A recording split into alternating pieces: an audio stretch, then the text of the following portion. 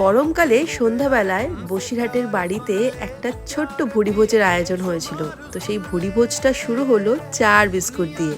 তারপর চলে আসলো টিফিন বক্স ভর্তি চিকেন পকোড়া। এদিকে মা চিকেন চাউমিনের প্রস্তুতি করছে আর আমি এদিকে চিকেন পকোড়াটা এক এক করে সবাইকে দিচ্ছি, কারণ চিকেন চাউমিন আর চিকেন পকোড়া একসাথে কেউ খেতে চাইবে না। আর হ্যাঁ, বলে রাখি চিকেন পকোড়াটা কিন্তু কাকিমা বানিয়ে নিয়ে এসেছিল। এদিকে একটা পকোড়া মাকে দিয়ে দিলাম, কারণ রান্নার মধ্যে খাওয়ার কথা তোমার মাথাতেই থাকে না।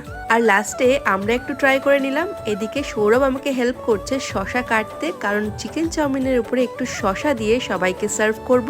তো সবাইকে চিকেন চাউমিন দেওয়ার পরে এখানে আমরাও একটু নিয়ে নিয়েছিলাম। আর চিকেন চাউমিনের টেস্ট নিয়ে তো কোনো কথাই হবে না, জাস্ট অপূর্ব ছিল। আর এই যে দেখো আমাদের ডগ লাভার। তো চাউমিন খাওয়ার পরে সবাই মিলে একটা করে আইসক্রিম নিয়ে নিয়েছিলাম, আর সবার শেষে কোল্ড ড্রিঙ্কস নিয়ে আজকের ভুরিভোজ করলাম এখানেই সমাপ্ত।